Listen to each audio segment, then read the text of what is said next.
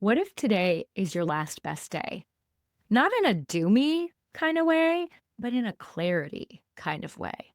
What if the way you show up today, the way you care for your energy, your emotions, your mind, your body, your spirit, the earth, sets the tone for how you keep going, even when the world feels like it's on fire? If you're an ADHD woman trying to stay grounded, take action, and still find joy in 2025, this video is for you. Because let's be real, there's a lot to feel right now between political fear, social injustice, which has been going on for millennia, climate anxiety, rising costs, and yes, the exhausting reality of Trump 2.0. I've had so many clients show up in my sessions this year totally flooded, frozen, shut down, feeling guilty for living their life, afraid to hope, afraid not to hope. And it makes sense. As ADHD women, we feel everything big.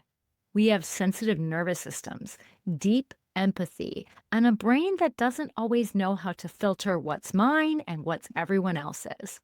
So, how do we navigate this? How do we feel the feelings that are ours without drowning in the ones that are being weaponized against us?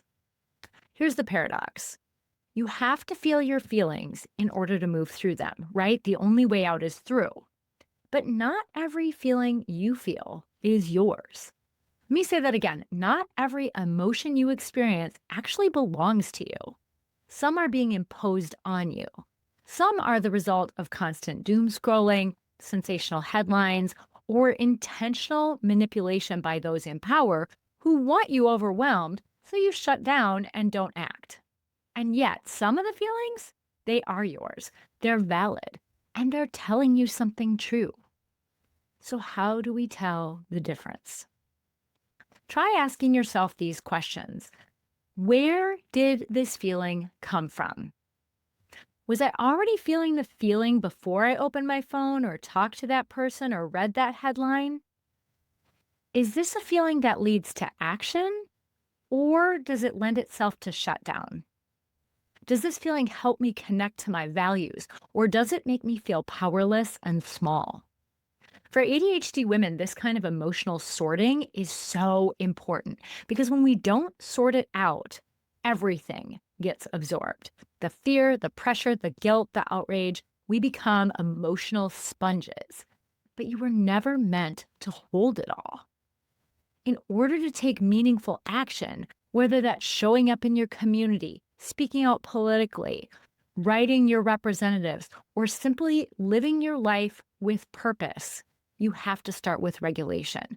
You cannot fight, serve, or lead from a place of nervous system chaos.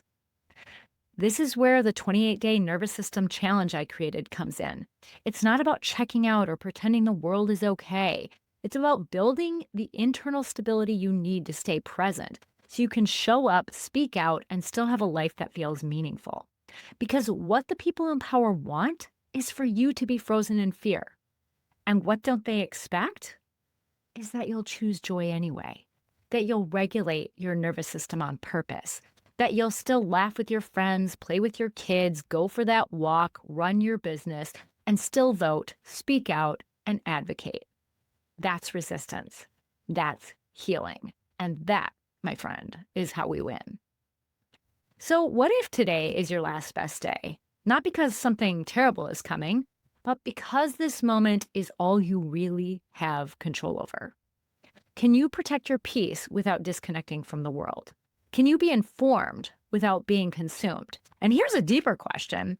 Is being informed actually helping you right now? Or is it keeping you in a cycle of powerlessness? Because the truth is, we don't need a play-by-play of what the administration is doing every single day to know that it's harmful. The real question is, when does knowing help you take action? And when is it just keeping you scared and stuck?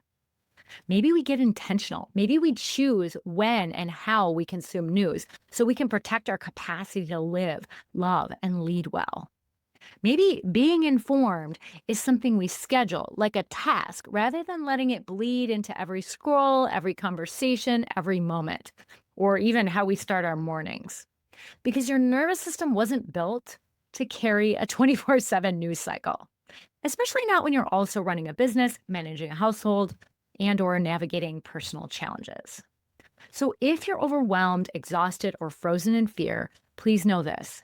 You're not broken. You're not doing it wrong. You're living in a world that right now wants to overwhelm you. But you have choices. You can learn to feel your feelings without being owned by them. You can protect your energy and still be engaged. You can choose when to be informed and how to respond. You can take meaningful action without drowning in noise. You can do what you need to do and enjoy your life. And if you want support with that, check out the link below for my nervous system regulation challenge and join the Self Love Woman Way community. You don't have to do this alone. Leave me a comment. Which part of this hit home for you? Sending you strength, clarity, and so much peace. You've got this. I'll see you in the next video. Take care.